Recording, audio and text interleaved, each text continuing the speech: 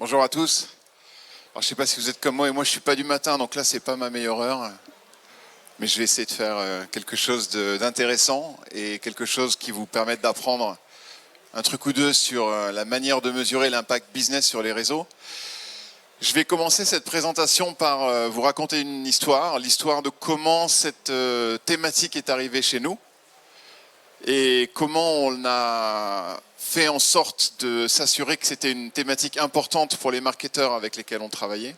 Et ensuite, je vous montrerai des exemples de retour sur investissement avec des dollars. Alors c'est beaucoup de dollars, parce qu'on a beaucoup de clients américains, ou en tout cas pas en France. La France, c'est que 15% de nos clients, donc c'est encore tout petit pour nous, même si on est français. Pour vous montrer en dollars des retours d'entreprises de tout poil, de toutes sortes, de toute industrie, qui ont réussi à générer des conversions et du revenu depuis leur page Facebook, leur compte Instagram, leur compte TikTok, et qui aujourd'hui, grâce à ça, permettent d'affiner ce qui fonctionne et ce qui ne fonctionne pas, et de faire plus de ce qui fonctionne et moins de ce qui ne fonctionne pas. Donc la première slide, c'est un média américain qui s'appelle Social Media Examiner, c'est un blog, c'est le plus gros blog social media au monde. Je pense qu'ils font quelque chose comme 5 millions de pages vues par mois.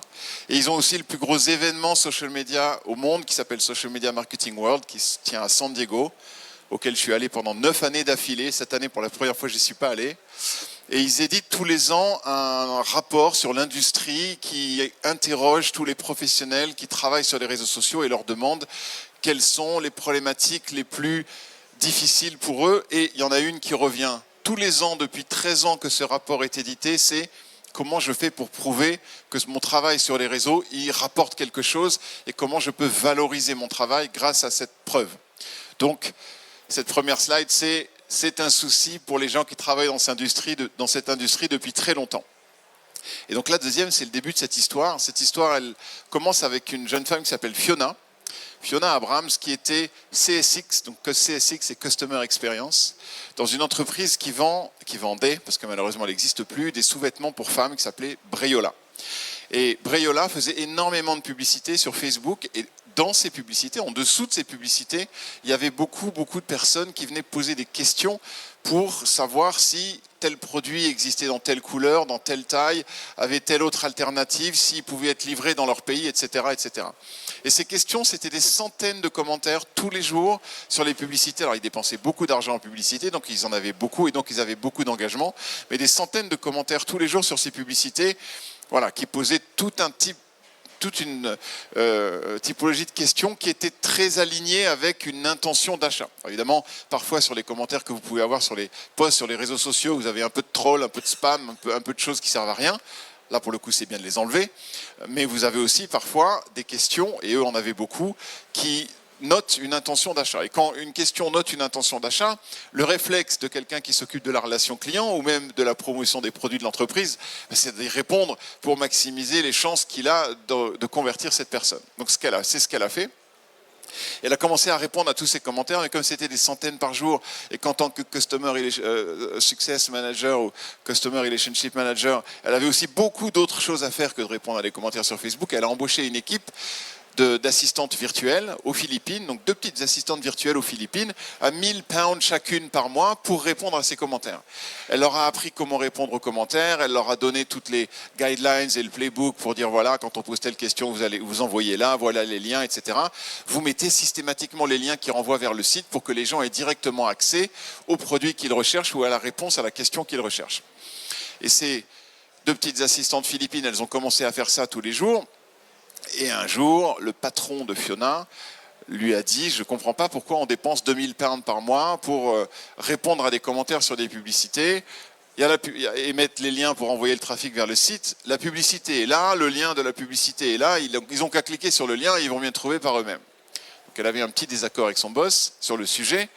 Et ce qu'elle a fait, parce qu'elle ne voulait pas perdre ses assistantes virtuelles, parce que si elle les perdait, ça voulait dire 2 choses. Soit elle devait faire le travail elle-même et elle savait qu'elle n'avait pas le temps, ou alors qu'elle allait y passer ses soirées, soit elle allait ne plus pouvoir répondre aux questions qui étaient posées sur ses commentaires. Et ça, c'est quelque chose qui, dans sa philosophie, n'était pas possible. Donc ce qu'elle a demandé à ces petites assistantes virtuelles, c'est d'ajouter à chaque lien qui était inséré dans les commentaires sur ces publicités des paramètres de tracking. Alors, si vous faites du marketing en ligne, vous avez entendu parler des paramètres de tracking UTM, vous avez la source, vous avez le médium, vous avez la campagne, parfois vous avez le contenu, vous en avez encore un autre que j'ai oublié.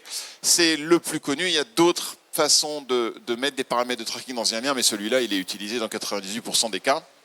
Et donc, comme vous le voyez dans celui-là, la source est Facebook, le médium c'est FB Comment, donc c'est un commentaire sur Facebook, et la campagne, ça va être Facebook Ad Comment. Après, faites-en ce que vous voulez. L'intérêt de ça, c'est de retrouver dans Google Analytics ou dans votre outil d'analytics ce que vous avez pu générer sur la campagne Facebook Ad Comment. Et là, il va vous dire, voilà le nombre de voilà le trafic, voilà le nombre de conversions, voilà les pages qui ont été visitées, et voilà le revenu qui a été généré, à partir du moment, évidemment, où vous avez seté ça dans votre logiciel d'analytics et dans GA correctement. Et au bout de 4 à 5 semaines, elle est allée se connecter sur son compte GA. Et là, ce qu'elle a vu, c'est que grâce à ce tracking qu'elle avait mis en place, elle était capable de montrer qu'elle avait généré 4000 pounds avec le travail de ses petites assistantes philippines, ces assistantes virtuelles philippines, 4000 pounds de revenus générés directement attribués à ces UTM Facebook Ad Common qu'on vient de voir. Et le coût des assistantes virtuelles était 2000. Donc 4000 moins 2000, il reste 2000, c'est positif, c'est pas fou. Ça ne va pas changer la destinée de cette entreprise qui malheureusement n'a pas survécu. Mais en tout cas, ça lui a permis de garder ses assistantes virtuelles parce qu'elle est revenue voir son boss et elle lui a dit voilà, certes ça coûte 2000, mais on a généré 4000 de chiffres, est-ce que je peux continuer à bénéficier de ce budget? Il lui a dit oui, bien sûr, pas de problème.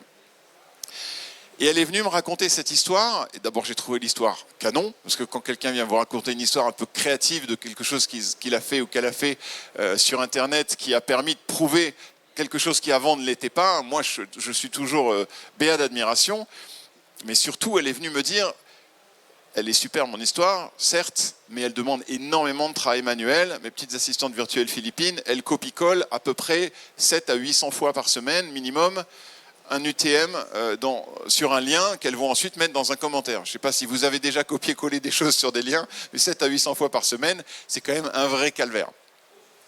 Et donc, la question qu'elle avait, ou la demande qu'elle avait à l'époque, on devait être en 2018, fin 2018 à l'époque, et elle m'a dit, je ne comprends pas pourquoi, quand je fais ça sur les réseaux sociaux, je suis obligé de faire un travail manuel absolument épouvantable, alors que quand je fais des publicités payantes sur Google ou des publicités payantes sur Facebook ou n'importe où ailleurs, ou quand j'utilise mon logiciel de marketing automation, HubSpot ou un autre, ou mon logiciel d'emailing, Mailchimp ou un autre, tous ces logiciels-là donnent, sans avoir fait aucun travail manuel, quel email a fonctionné, quel lien a fonctionné, quelle audience a fonctionné. Moi, je n'ai pas à insérer des choses. Le logiciel va lui-même insérer quelque chose et me donner les réponses aux questions que j'ai sur ce qui fonctionne et ce qui ne fonctionne pas.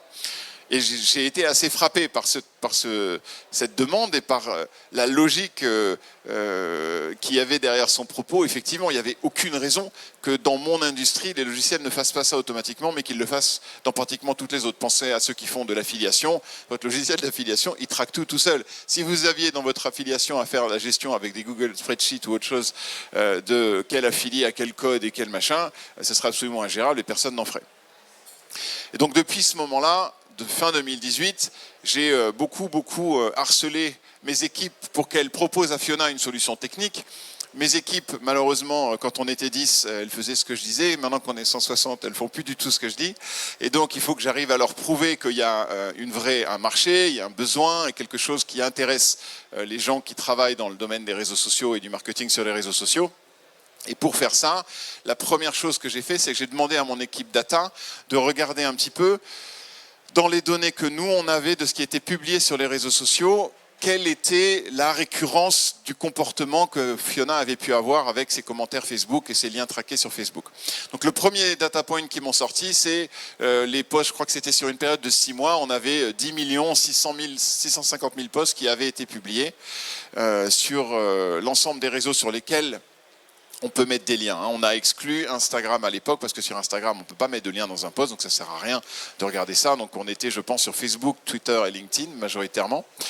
Et parmi ces 10 650 000 posts, il y a une partie des posts qui contenaient des liens.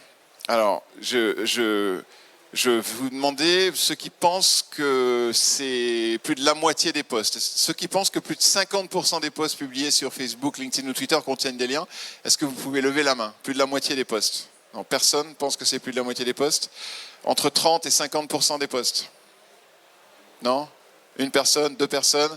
Ok, pas beaucoup. Entre 20 et 30. Ah, c'est beaucoup. Entre 10 et 20. Ok, moins de 10%. Ok, donc on est entre 20 et 30.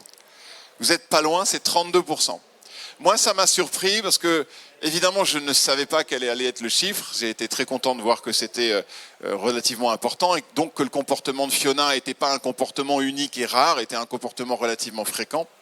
Mais j'avoue que j'avais aucune espèce d'idée parce qu'on entend beaucoup de choses dans notre écosystème sur le fait de renvoyer du trafic en dehors des réseaux, les réseaux n'aiment pas ça, etc., etc. Donc les gens disent souvent, il ne faut pas le faire, il ne faut pas mettre de lien. Donc je me disais peut-être qu'à force d'avoir été lessivé à ce type de croyances, les gens ne mettent plus de liens dans leurs posts sur les réseaux sociaux. Il se trouve que quand même, un tiers des posts en contenaient un, donc c'était beaucoup.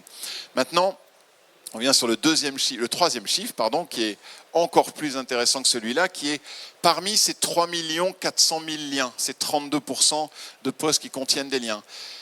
Je vais vous poser encore une question comme je viens de le faire. On va essayer de voir si vous arrivez à deviner combien de ces posts-là étaient traqués. Est-ce que plus de 10% ou plus des posts étaient traqués? Ceux qui pensent que c'est 10% ou plus des posts qui contiennent un tracking, levez la main. Personne? D'accord, 5%, entre 5 et 10%, une personne, deux, trois, un petit peu plus, entre 2 et 5%, ok, moins de 2%, voilà, c'est vous qui avez gagné, c'est 1,8%. Donc ça veut dire que sur les 3 400 000 liens que nous on a, et c'est juste nous sur les posts, hein, c'est même pas sur les commentaires, c'est pas sur les messages privés, et vous verrez plus tard qu'il y a énormément de gens qui utilisent les liens dans les messages privés et les commentaires et pour qui ça fonctionne très bien. Là on regarde que les posts. Donc c'est très limité et ça n'est que les data points d'Agorapulse, donc c'est petit par rapport à la globalité de ce qui peut se faire sur les réseaux évidemment. 1,8% de ces liens, donc 65 000 sur 3,4 millions, c'est tout petit. La raison principale, vous l'aurez compris, c'était ce qu'on disait tout à l'heure sur le côté très manuel et fastidieux d'avoir à mettre ces paramètres de tracking. Vous n'avez pas envie de le faire, j'ai pas envie de le faire, personne n'a envie de le faire, donc il n'y a qu'1,8% des gens qui s'ennuient à faire ça. Donc ça veut dire quoi? Ça veut dire que dans 98,2% des cas, de tous ces posts, de ces millions de posts qui sont publiés sur les réseaux, on aurait pu savoir s'ils avaient servi à quelque chose, s'ils avaient amené du trafic et combien, s'ils avaient amené une inscription à la newsletter, s'ils avaient amené une conversion en essai gratuit, ça c'est ce qui moi m'intéresserait par exemple, ou s'ils avaient amené du revenu à terme. Et bien on ne le saura pas dans 98%. Le drame c'est qu'on aurait pu le savoir, ça n'aurait rien coûté.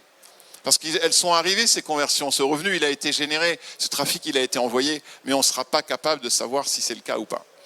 Alors qu'il aurait suffi d'une manipulation extrêmement simple et extrêmement rapide, idéalement faite par un logiciel et pas copié-collé à la main, pour pouvoir transformer ces 98% de néant en 98% de résultats.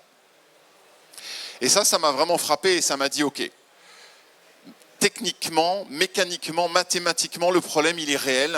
Parce que normalement, on est tous des marketeurs, on sait qu'on doit essayer. Alors on sait que l'attribution c'est compliqué. Si vous avez fait de l'attribution dans vos opérations marketing, vous savez tous que c'est extrêmement difficile à faire, à réussir, et c'est surtout pas compréhensif, enfin, c'est surtout pas global.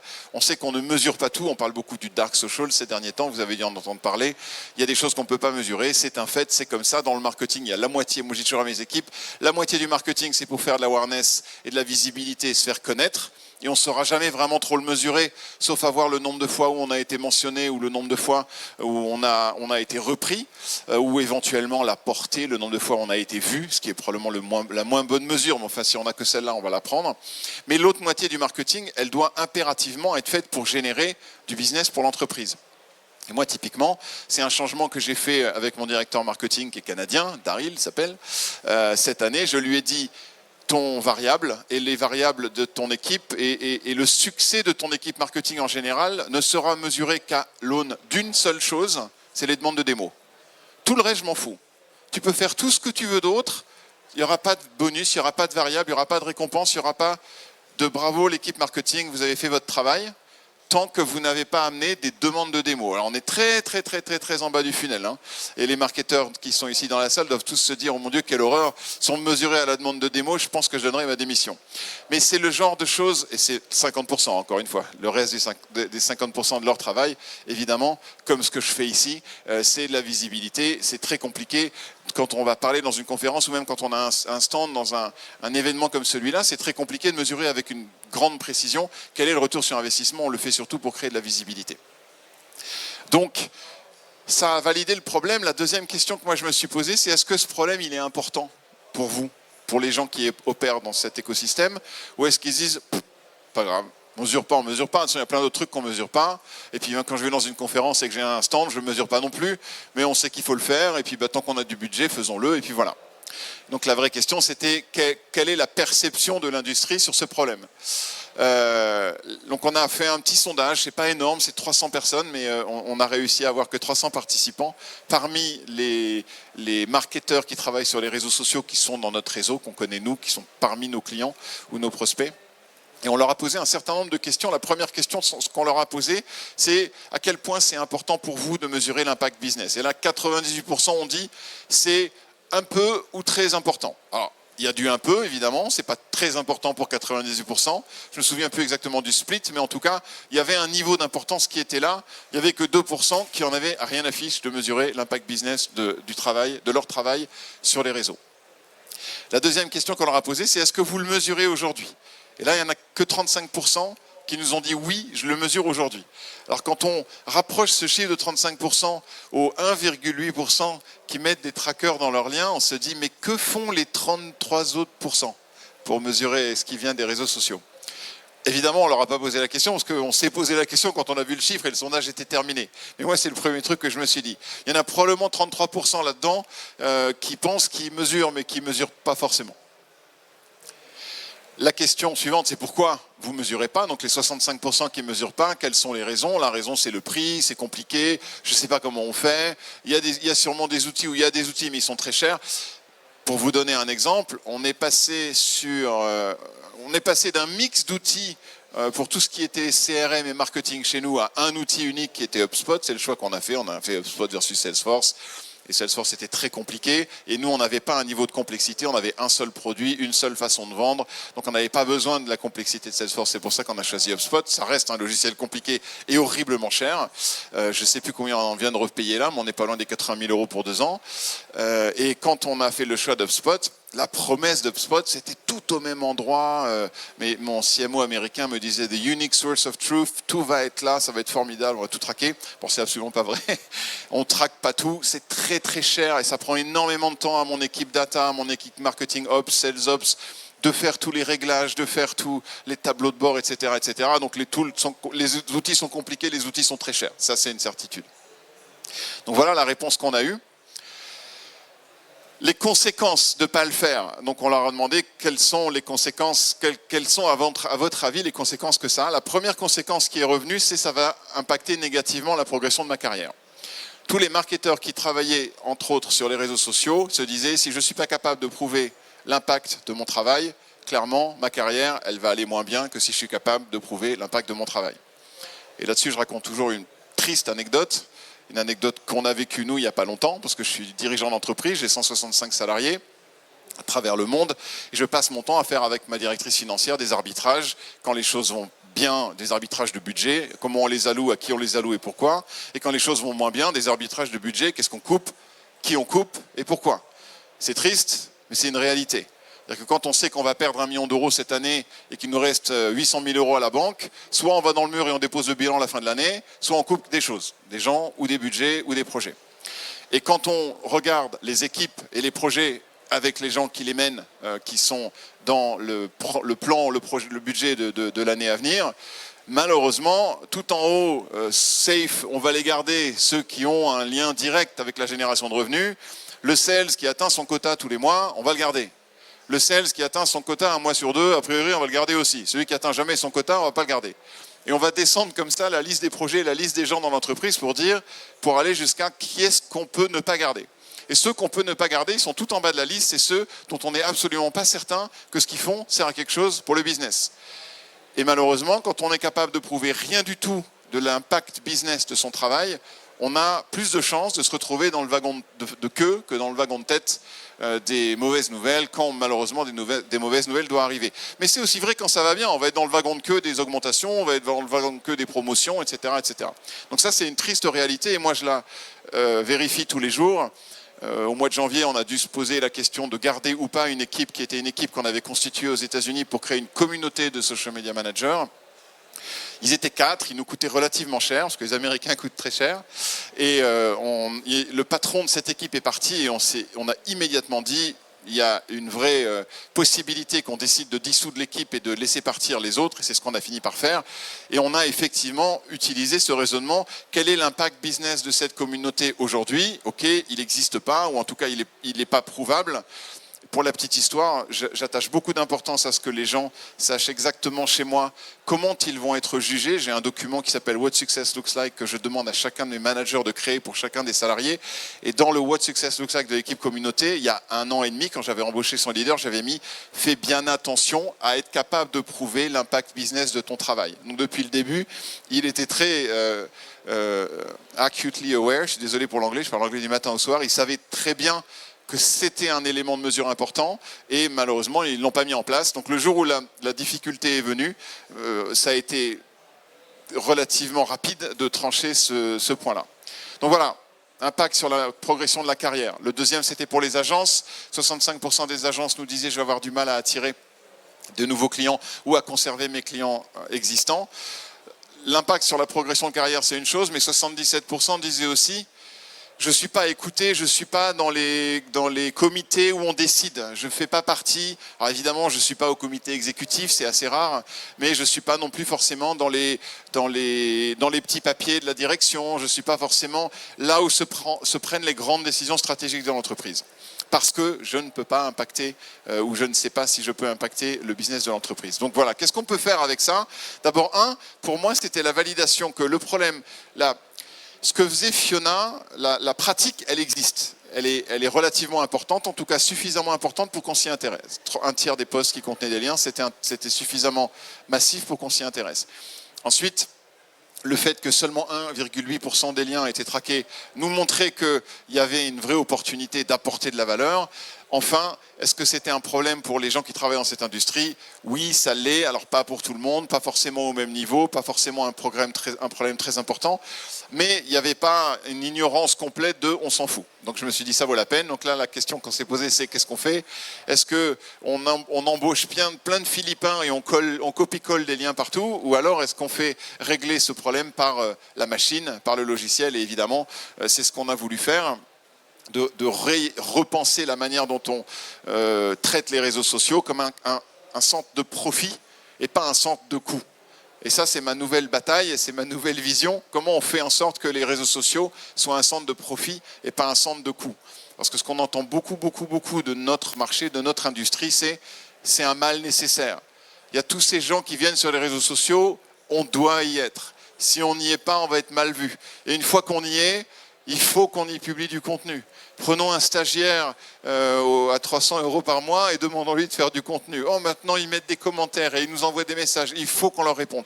Mais ce mal nécessaire, malheureusement, ça ne sert pas à notre industrie et qui peut, vous allez le voir dans 1 minute, générer des choses extraordinaires, mais si on ne les mesure pas, on ne le saura jamais.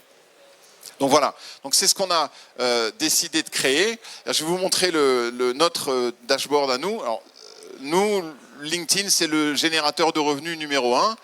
Pour nous, c'est 4 800 $ par mois. Alors attention, 4 800 $ par mois, nous on est sur des business models récurrents.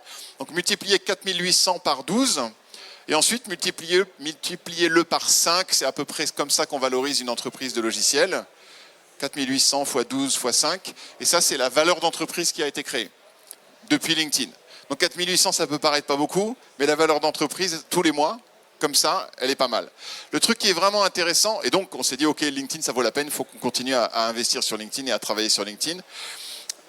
Le deuxième, qui est Twitter, a été pour moi très étonnant, parce que moi, je ne croyais pas du tout que Twitter était intéressant pour nous. J'étais à 2 doigts de dire aux équipes à l'époque, bon, laissez tomber Twitter, vous passez pas trop de temps, vous emmerdez pas avec Twitter, je pense que c'est pas C'est pas un réseau qui est bon pour nous en tout cas. En B2B ça peut l'être, vous allez le voir dans une slide suivante, très bon pour beaucoup d'autres.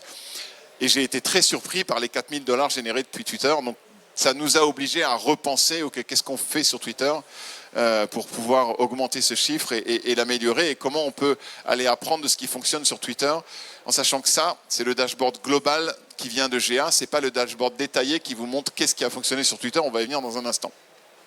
Cette entreprise-là, elle fait de l'épilation laser. Alors on n'a pas encore inventé la technologie qui permet de faire de l'épilation via son écran d'ordinateur, donc on est obligé de se déplacer dans un centre d'épilation. Et donc évidemment, ils ne mesurent pas directement d'achat sur leur site, parce que l'achat va se faire en boutique, mais ils mesurent des conversions dont vous voyez ici. Alors, première chose, Instagram, c'est le pourvoyeur numéro 1. Vous allez me dire, c'est incroyable, comment Instagram peut être le pourvoyeur de trafic numéro 1, de conversion numéro 1, alors qu'Instagram, il n'y a pas de lien. Je vais vous dire après comment ils font. Mais Instagram, pour un certain nombre d'entreprises, et vous en verrez d'autres parmi les exemples que je vais vous présenter, fonctionne très très très bien comme pourvoyeur de business. Et ce qu'ils obtiennent comme conversions sont des conversions, vous voyez, booking click, call, contact us. Donc c'est des conversions qui sont liées à l'engagement sur le site web qu'ils ont pu avoir avec les personnes qui étaient venues d'Instagram, d'une part, et ensuite des réservations de sessions d'épilation dont on sait qu'elles vont être vendues à un certain prix. Alors, ils pourraient aller plus loin, effectivement, et mettre le paiement sur le site, la réservation et le paiement sur le site, et avoir directement le revenu, mais eux, ils ne l'ont pas fait sur leur site, ils font le paiement en boutique directement.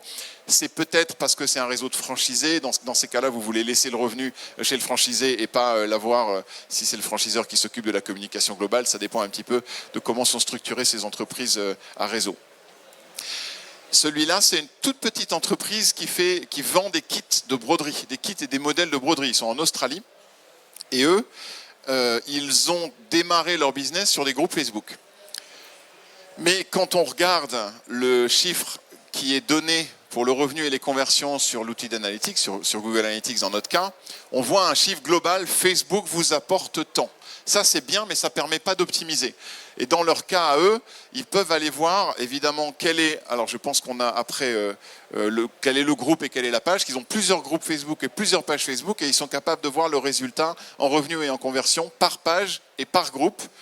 Et ils sont capables aussi de le voir par poste. Donc pour chacun des postes, vous voyez ici le poste qui est tout en haut, il a généré $1700 de revenus pour un post Facebook, le deuxième 1300, le troisième 800, etc., etc.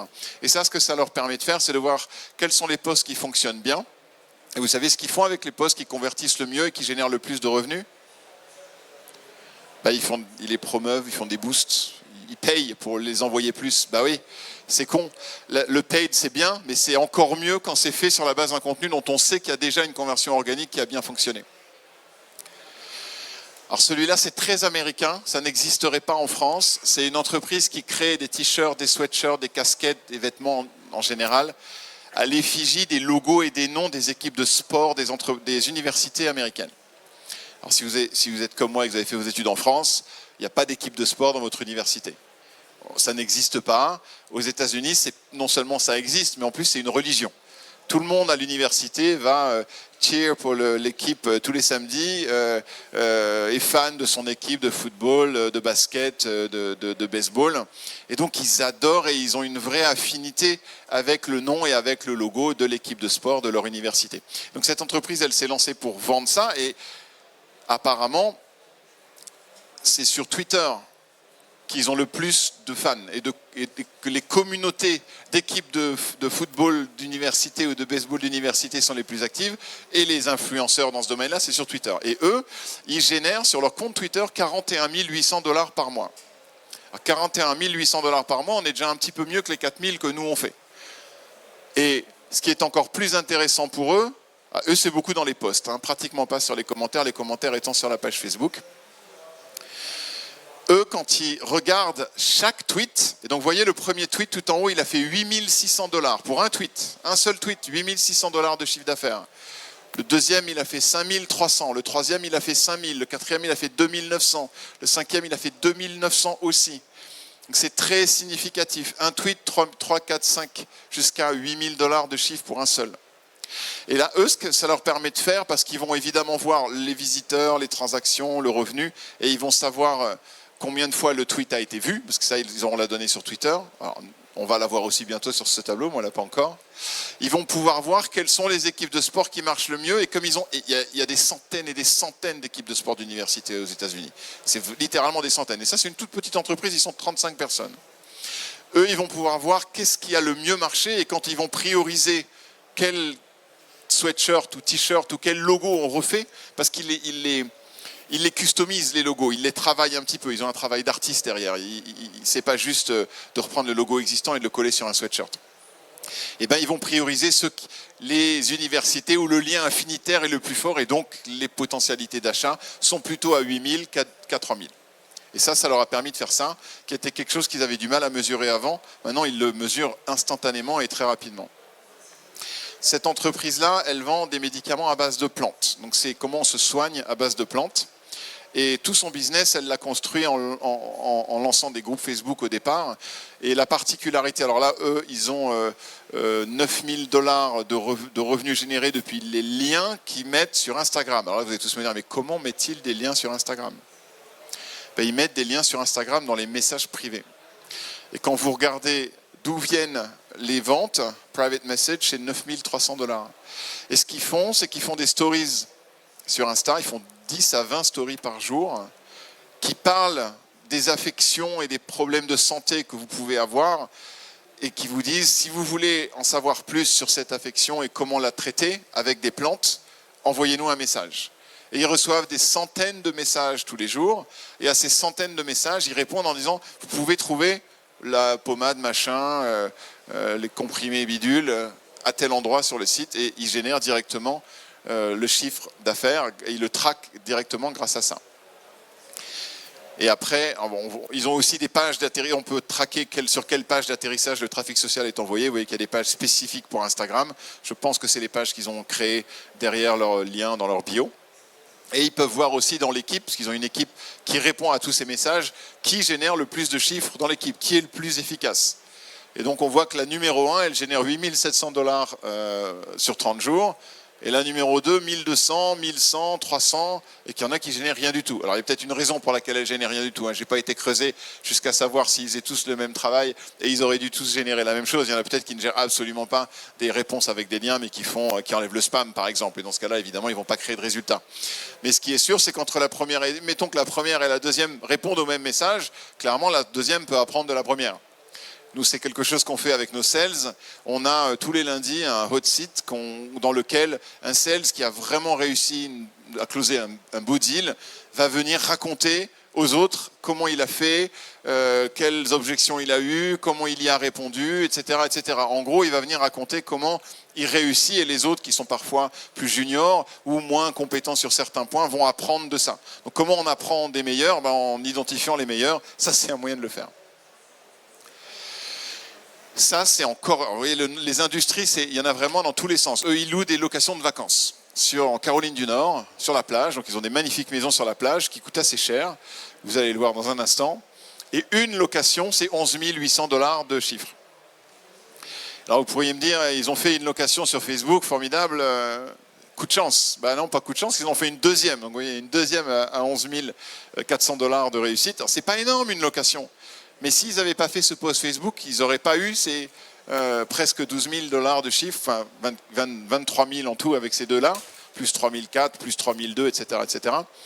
Et pour elle, ça a été la révélation de « Ok, ça sert à quelque chose que je mette nos locations sur Facebook, et pourquoi pas que j'en fasse la promotion ?» J'en reviens à ce que je disais tout à l'heure. Une fois que vous avez un post qui fonctionne, pourquoi pas tester de mettre un petit peu d'argent derrière, 30, 40, 50 $. Ça ne coûte pas forcément une fortune, mais ça peut valoir la peine de dire, est-ce que je peux en faire une deuxième? Parce que si j'en fais une deuxième, ça fait 22 000. Là, ça vaut le coup de dépenser 50 $ pour faire 11 000 $ de chiffre d'affaires. Eux, ils sont allemands, ils font un produit pour les ongles, pour le nail care, comme on dit en anglais. Alors, je ne suis pas un grand spécialiste de mes ongles, je ne fais pas beaucoup de choses avec, donc je ne sais pas exactement... Il y a sûrement un peu de vernis, il y a sûrement un peu de comment on les lime et tout ça, mais leur truc est un peu innovant et marche assez bien en Allemagne et dans les pays germanophones. Et la raison pour laquelle je les ai mis, c'est que eux, et c'est le premier et le seul pour l'instant que j'ai trouvé dans notre base de clients qui génèrent du chiffre sur les réseaux, qui en génèrent depuis TikTok.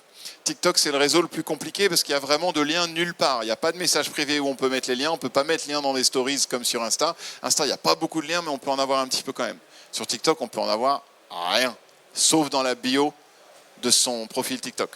Et donc, grâce aux liens dans la bio des profils TikTok, ils ont généré sur 30 jours 4 600 € de chiffre d'affaires.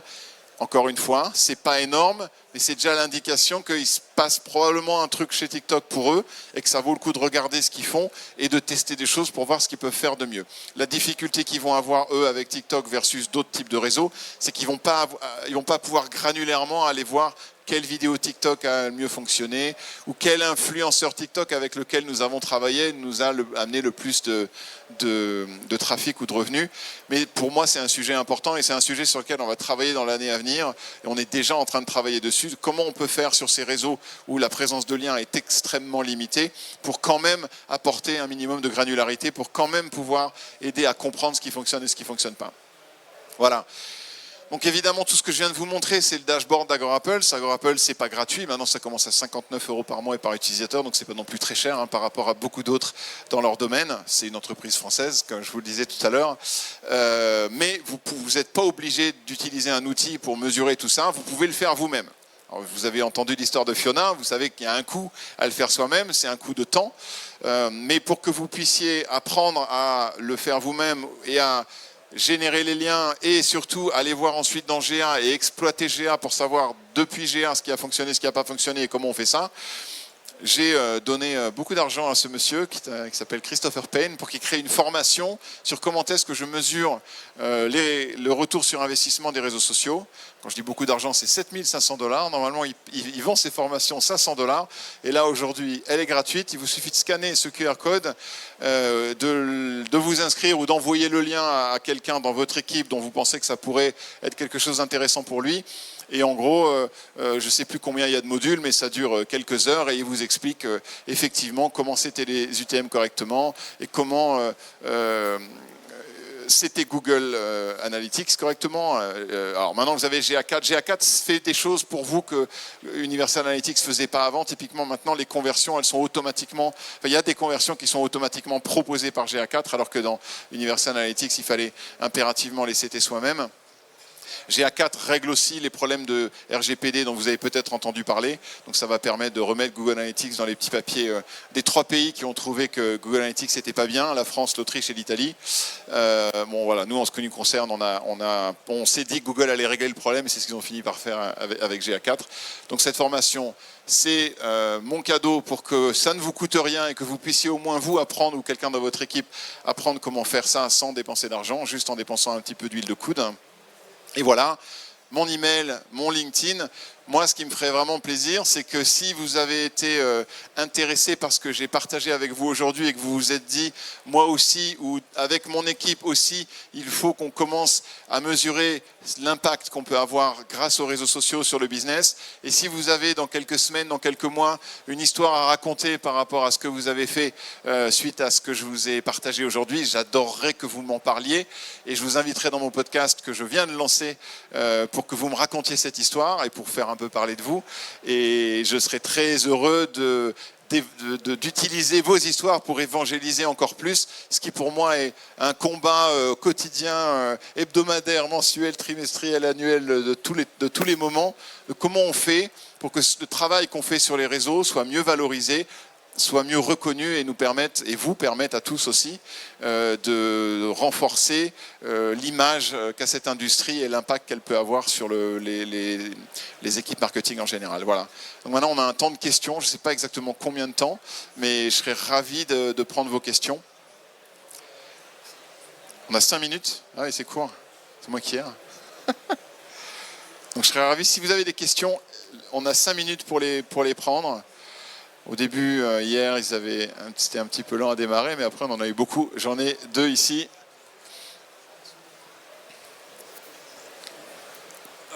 Bonjour et merci pour la qualité de votre présentation. Ma question se porte sur... Il faut que tu le colles à ton menton, comme je le fais là. Là? Ouais, là c'est bon? bien. Coller à ton menton, c'est bien. Ok. Ouais. Et la question que je me pose par rapport aux chiffres d'affaires générés, est-ce que ce sont des valeurs de conversion mis aléatoires par n'importe quelle entreprise, que ce soit vendeur de produits ou de services, ou alors ce sont de réels coûts par rapport Non, à non, non, non, leur... c'est vraiment le chiffre qui a été généré. Tu dois régler sur Google Analytics ou ton logiciel d'analytics le revenu et comment le revenu est traqué. Donc nous, on déclenche un appel en serveur back-end dès qu'une commande est passée chez nous, dès que quelqu'un souscrit à un plan chez nous, et on renvoie avec cette commande à GA comme subscription created amount dollar avec le montant de la souscription qui a été créée. Donc c'est le vrai revenu. C'est pas une extrapolation d'un peut-être ça vaut tant. Non, non, c'est vraiment ce qui a été encaissé par les entreprises en question. Oui. Il y avait quelqu'un derrière qui avait une question aussi. Oui. Oui, bonjour. Bonjour. J'ai une question assez pratico-pratique sur les informations que nous donnent les UTM. Aujourd'hui, est-ce qu'on peut être en mesure de suivre le parcours d'un visiteur grâce à l'UTM? La landing page, on la connaît parce que grâce à l'UTM, mais ensuite il a visité telle et telle page jusqu'à savoir le nombre de personnes qui auraient par exemple complété un formulaire de contact. Est-ce que via l'UTM, on peut tracer son parcours jusqu'à générer un lead? Pour nous, c'est compléter un formulaire de contact. Alors, tu les as les parcours dans GA. Est-ce que tu peux les filtrer par UTM? Je ne sais pas. Je sais que quand tu as bien réglé HubSpot ou ton logiciel de tracking de marketing attribution, tu peux effectivement voir toutes les pages qui ont été parcourues par quelqu'un et de quel UTM il venait. Mais c'est à la vue d'un user en particulier que tu vas voir les pages qui ont été consultées et les actions qui ont été menées par ce user et que tu vas voir que c'était cette UTM-là au départ. Mais j'ai jamais vu de vue. Je veux voir l'UTM et ce que les gens ont fait avec cet UTM parce qu'il y en aurait dans tous les sens. Ils auraient pu aller là, y aller là, y aller là. Ce qui m'intéresse moi, c'est quel est l'objectif que moi je recherchais et combien d'entre eux l'ont atteint. Mais si je voulais voir par utilisateur qui ont été dans cette UTM, quel a été leur parcours de celui-là, celle-là, celui-là, celle-là, oui, ça je peux le voir dans HubSpot. Ouais. Et dernière question, après je passe le micro. Et si on coupe les UTM à un plan de tagage? Parce que là, on peut avoir ce degré d'information, savoir combien de personnes ont complété le formulaire et ça vient de tel ou tel UTM. Oui, combien de personnes ont complété le formulaire et ça vient de tel ou tel UTM, absolument. Ouais, ouais. C'est déjà dans GA et nous, on en refait l'affichage également. Ouais. Merci. Mais c'est compliqué à trouver dans GA. C'est aussi quelque chose que j'ai beaucoup entendu. Google Analytics, c'est compliqué. Bonjour. Bonjour. Peut-être une question un peu plus simple, mais en termes de promotion pure sur les réseaux sociaux, est-ce que c'est plus intéressant peut-être de promouvoir une publication qui aurait fait moins de vues et aurait eu moins de visibilité sur un réseau comme Facebook par exemple, ou alors ce serait plus intéressant de promouvoir des publications qui ont déjà été vues et déjà eu plus d'interactions pour les faire voir au plus de monde possible? Alors, c'est pas les interactions, c'est pas les vues et les interactions que je vais regarder pour dire celle-là, on va la promouvoir. C'est le ratio entre les vues et les interactions et le résultat qui compte pour moi, qui a été obtenu.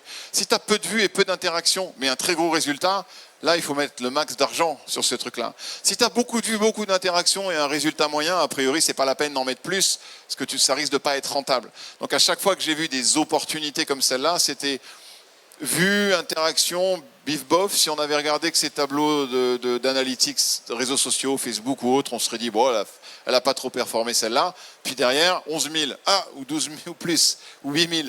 Là, celle-là, ça va valoir la peine de mettre de l'argent derrière parce que même quand elle est peu vue et génère peu d'engagement, elle génère quand même du résultat, que ce soit de la conversion ou du revenu. Donc c'est ça le nid d'opportunité pour moi.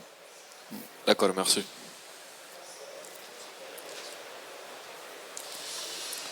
Une dernière pour la route. Je ne sais pas si on a encore le temps. Combien de temps il nous reste? Il nous reste encore un peu de temps? Encore combien? 2 minutes? Ok. Ouais. Oui. Attends, là on m'entend? Ouais, faut que tu le colles bien à ton menton. D'accord. C'est un peu bizarre, mais... Déjà, félicitations pour la présentation, c'était clair. Donc, merci. je tenais à vous remercier. Merci. Et du coup, j'aurais une question. Vu que vous proposez beaucoup de services, on va dire un peu dématérialisés, c'est-à-dire que vous n'avez pas forcément de point de vente physique. Ça veut dire que du coup, vous avez des... Comment expliquer ça? Vous travaillerez plus dans des magasins et des points de vente, ou alors vraiment vous n'avez que des bureaux et... Parce que comme vous avez dit, vous avez des clients à travers le monde entier. J'imagine que voilà, pour essayer de régler quelque chose avec un client qui se trouve en Allemagne, on va pas forcément organiser un rendez-vous commercial et en fait, voilà, ça m'intriguait. Nous, notre entreprise, Oui, notre entreprise, elle vend du logiciel, donc elle le vend absolument pas dans des points de vente. Tout se fait en ligne sur notre site web. Donc tout est traqué. Pour le coup, on est vraiment parmi ceux qui peuvent traquer le plus de choses. Parce que l'intégralité de mon revenu, il arrive en ligne, au même endroit, dans le même funnel de conversion et d'acquisition. Donc pour nous, c'est le plus facile et l'idéal. Et même pour nous, ce que je vous disais tout à l'heure, ça reste un challenge et c'est très compliqué. Donc ce que je recommande en général aux gens qui cherchent à mesurer l'impact, c'est d'être très sélectif sur les choses qu'ils cherchent à mesurer. Une erreur que je vois souvent se faire, c'est on va essayer de tout mesurer. On va toutes les vues de page. Moi, il y a une vue de page qui m'intéresse, et je m'en fous. C'est la page pricing. Les gens qui regardent ma page de pricing, c'est les gens qui m'expriment le maximum d'intention. Les gens qui regardent ma page d'accueil, à 90%, c'est des curieux qui ne seront jamais clients, ou potentiellement jamais clients. Ceux qui vont regarder ma page de pricing, ils seront peut-être qu'à 40% jamais clients, mais déjà beaucoup moins que ceux qui ont regardé que ma page d'accueil. Donc quand je mesure mon trafic web, j'ai mis un pixel de conversion dans GA sur la page pricing, c'est tout. Enfin, en tout cas, moi, c'est celui que je regarde. Les autres, je ne le regarde pas. Et c'est la même chose sur les conversions. On peut convertir à une newsletter, on peut convertir à un sign-up free trial, on peut convertir à l'inscription à un webinar, on peut convertir au téléchargement d'un contenu écrit, on peut convertir à la lecture d'un blog post, on peut convertir énormément de choses. Mais si on traque trop de trucs, au bout d'un moment, on ne sait plus où on est. Et surtout, on n'arrive pas à voir ce qui est vraiment important et à séparer le bon grain de livret. Donc, mon conseil, c'est toujours de mesurer peu de choses, mais des choses très impactantes et dont on a la certitude absolue qu'elles vont bénéficier au business à la fin. Et surtout qu'aucune autre équipe va remettre en question. Ouais, mais on s'en fout qu'ils aient regardé ton blog post. Donc il faut vraiment que quand on leur montre la conversion, tout le monde autour de la table se dise ah oui, ça vaut la peine. Donc évidemment, le top du top, c'est l'argent. Et si on n'arrive pas à aller jusqu'à l'argent, vers CF, la boîte d'épilation, dans ce cas-là, il faut aller à qu'est-ce qu'il y a juste avant l'argent, la prise de rendez-vous. Ok, c'est ça qu'on va mesurer. Ah, encore une.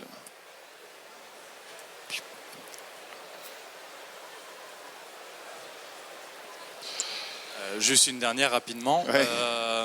Là, vous avez parlé beaucoup de produits qui sont déjà à des prix très raisonnables et enfin du commerce un peu rapide. Ouais. Qu'en est-il pour analyser un ROI de manière aussi efficace sur un produit où le processus d'achat est plus long, par exemple l'automobile? Oui. Alors, sur des produits à processus d'achat très long, effectivement, ce n'est pas sur le revenu qu'on va s'arrêter, parce que ça va être très compliqué de relier directement le clic sur un lien dans un post Facebook et l'achat d'une Tesla Model Y. Donc on va effectivement, comme on le faisait avec l'épilation, redescendre dans le funnel. Qu'est-ce que la première chose, qu'est-ce que va faire quelqu'un qui veut acheter une voiture en premier, avant de passer ensuite aux étapes de l'achat de la voiture? Il va réserver un essai. Donc ça, tu peux le traquer. Et en général, les constructeurs automobiles, ils savent très bien quel taux de conversion ils ont sur les générations d'essais. Donc ils sont même capables de dire chaque essai vaut tant. Parce qu'on sait qu'on a un essai sur 30 qui donne lieu à l'achat d'un véhicule. Le véhicule, il vaut 30 000, donc un essai, c'est 1000. Je peux des chiffres faciles, parce que je ne suis pas bon en maths. Avant ou après ça, on va avoir la consultation du configurateur en ligne. On sait que les gens qui vont configurer, choisir la couleur, le moteur, le machin, etc., etc. Donc on va dire combien de personnes ont été sur le configurateur après la promotion, la mise en avant qu'on a pu faire sur les réseaux, etc., etc. Donc sur les cycles longs, tu vas aller pondérer tout ce qui se passe avant l'acte d'achat et mesurer ces trucs-là. Et normalement, si tu es une entreprise mature, tu sais combien de ces trucs-là convertissent en une acquisition de véhicule derrière, donc tu es capable de lui donner une pondération de valeur, quoi. Nous, on a ça aussi parce qu'on a des clients qui convertissent vite. Ceux qui payent que 59 par mois, ils convertissent très vite. Mais on a aussi des clients qui payent 1500 par mois. Et ceux-là, ils ne convertissent pas en 24 heures. Donc ceux-là, effectivement, quand on veut générer des leads pour ce type de clients-là, on va redescendre beaucoup dans le funnel pour aller mesurer quelles sont les premières choses que font ces gens-là avec une potentialité de conversion future. Et c'est ça qu'on va aller chercher avec ces gens-là. Merci. Merci pour votre attention et je vous souhaite un bon événement. Ouais, merci. Merci pour la présentation.